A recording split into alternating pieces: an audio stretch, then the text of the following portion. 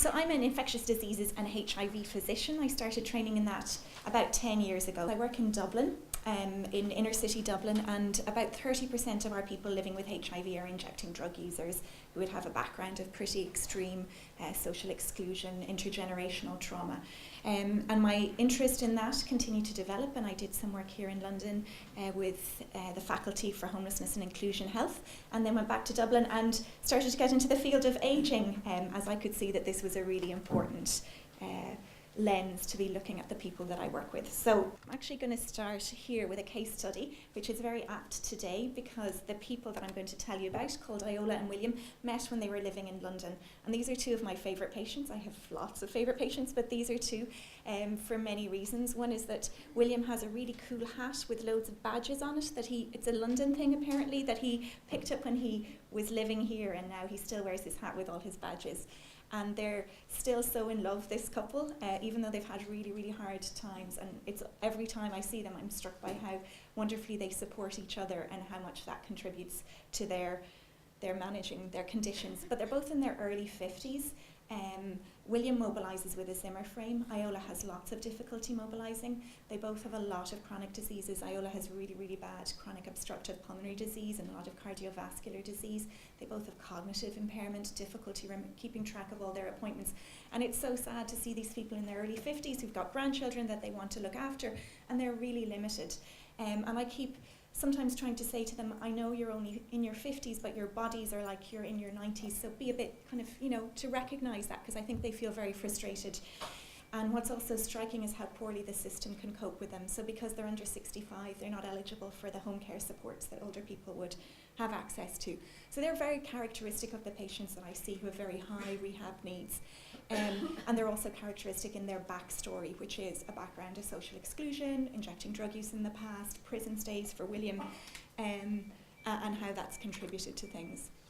So we all know that when we look at somebody of the same age, I had a taxi driver in Dublin recently, and I was struck because he looked about 30 and he was actually in his mid-60s, and I said to him, what's the secret? And he basically did an aging lecture in the taxi. So he told me, yeah, my mom and all her sisters and brothers lived until their 90s, and they're all really healthy, and I don't smoke and I exercise and I have a great life and I love it. And there was successful aging in a package. But then, the contrast is that then there are other people of the same chronological age who biologically, functionally, and how they feel are a totally different age to what their passport says if they have one. And there's loads of ways to try and capture this. So some of my background is in immunology and real cellular stuff, so you can play around with cells and try and get to see the age on a cellular level. At frailty scores, as Jaime was talking about, in referrals to their clinic, you can look at multimorbidity, you can look at how likely somebody is to die, and they're all essentially telling you the same thing. And we know from work looking at multimorbidity and HIV that people living with HIV probably age about 5 years more rapidly than people without HIV. This is for a lot of reasons that remain to be teased out. But not everybody with HIV ages prematurely. And I think we're really seeing that increasingly as the drugs are less toxic in particular, because I think that came out in the story that Jaime was telling us about the man who had the peripheral neuropathy who'd been treated with the older HIV drugs. But we see a lot of people who are aging more slowly than normal in our HIV clinic. So for me, a lot of it comes down to social status, to social experiences, to people's social context. And this, for me, is a really, really seminal paper that came out last year, about a year ago, in The Lancet. And it spoke to me in many ways. The first way is that if you think about anybody that you know who has been, say, homeless, think, have they been in prison? Usually they have. Have they exchanged sex for money or drugs? Frequently they have. Do they have addiction disorders? Frequently they have. So we kind of separate people out into these groups, but actually that's the same person, and we're talking about the same experience.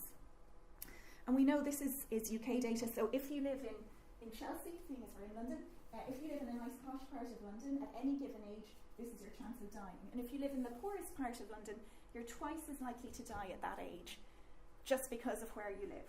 So if you're 20, you're not very likely to die, but you're twice as likely to die in Brixton as you are in Chelsea. If you're 90, it's much more likely that you're going to die within the next year, but it's still twice as likely in Brixton as it is in Chelsea.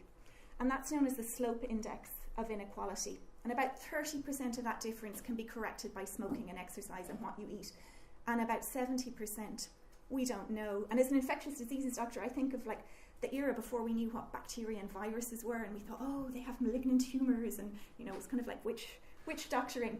And to some extent, that's the stage that we are in understanding social determinants of health. We really don't understand it.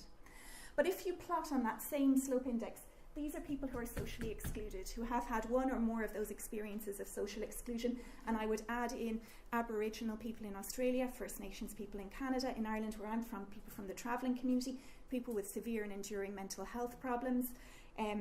Anybody who's socially excluded, it goes off the scale. So you're twice as likely to die 12 times more likely to die at any given age if you're a socially excluded woman, and 8 times more likely to die at a given age if you're a socially excluded man. So pretty striking. So not only is there a slope, there's a cliff. And again, we don't really understand it. This is multimorbidity data from national data from Scotland. Again, about a 5-year difference in that onset of multimorbidity and the rate at which it accumulates, depending on where you live, how rich the area that you live in is. But these are our homeless people that we looked at in Dublin. So this is the Scottish data mapped out. Here's 55 to 60-year-olds, 85-year-olds. Dark is 8 or more chronic medical conditions. White is 0. And these are the homeless men, mainly men that we studied, who were in their 40s and 50s. So they're just off the scale in terms of their multimorbidity. And that's not all addiction related. That's including things that are, osteoporosis, that aren't mediated through addiction. And we also did some frailty measures that have been talked about already today by Jaime, but they're timed up and go. They looked like 90-year-olds in a nationally representative study of Irish adults and falls. And this is their MoCA. So as a clinician, this is what I found most worrying. The average MoCA was 14, and there's MoCAs of 4 and 10 in there, and these are people who are being deemed, who haven't had a rehabilitation assessment, haven't had assessment by occupational therapy usually, and who are kind of left to fend for themselves in very, very challenging circumstances. So what's going on? We don't really know. This is one of my favourite illustrations of how your social rank can affect your biology. So these are these fish that live in Lake Tanganyika in Africa. And in any set area, so say in an area the size of this room, there's loads of male fish, but only one gets to be dominant male, and he's this guy here. So he's brightly coloured, he's aggressive, he's sexually fertile, he sounds like a bit of a pain in the you-know-what. But anyway, and the rest of the male fish are non-dominant, and they're the guys on the left. But the guy on the right is brightly coloured, so, okay, the female fish love him, but he's also very visible to birds that like to eat these fish. So the dominant male keeps getting picked out. And in that area, after there's no longer a dominant male, one of the non-dominant males will change their biology, change what proteins their genes are transcribing, and become the guy on the right. Like, it's amazing. And this is fish. They don't have very complicated social systems. I don't know. Anyway, so because of my background in immunology, we know that our bodies are primed to see danger. So they'll see viruses, they'll see bacteria, they'll see tissue injury. But what I propose is that because we are social animals, we see social stress, we see social exclusion, not being part of the tribe as much as a danger, and our bodies respond to it in the same way. And we know the theory for how HIV is causing accelerated aging is through inflammation. And I would hypothesize that social stress can cause inflammation too. And where we, certainly in Dublin, are really seeing the accelerated aging in people living with HIV is where people have the two things. So they have a chronic viral infection, HIV or hepatitis C, and then they also have huge social stress. And this is work on primates showing the same thing, but basically based on your rank, your white blood cells do different things.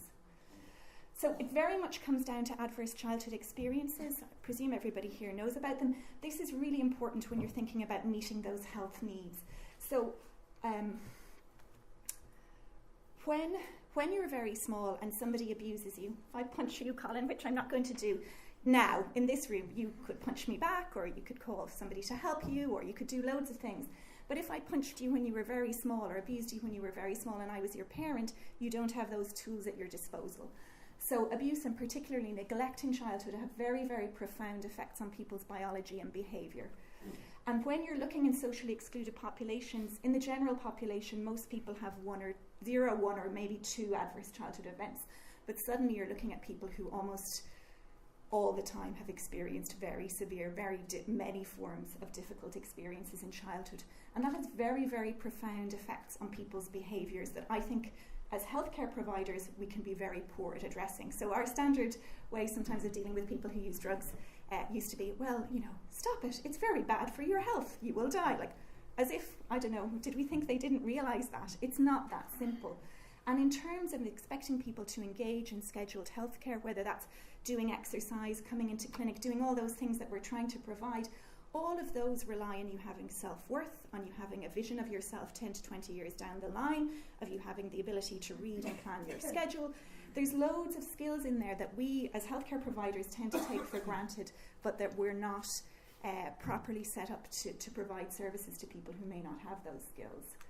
So what we are trying to develop in Dublin is a specialty called inclusion health, which is recognising that people who are excluded have very complex, very specific needs, and that they need to be met by a specialist, specially trained providers. Similar in many ways to a geriatric model, because you can't, it's not something you can fix with a pill. You need to work very much as part of a team with lots of people from different areas. And we've found it really helpful. I think it reduces provider stress and it improves patient outcomes, and I'm hoping from this, I've already got loads of great ideas from today that I can rob and put into our inclusion health service. So thank you very much.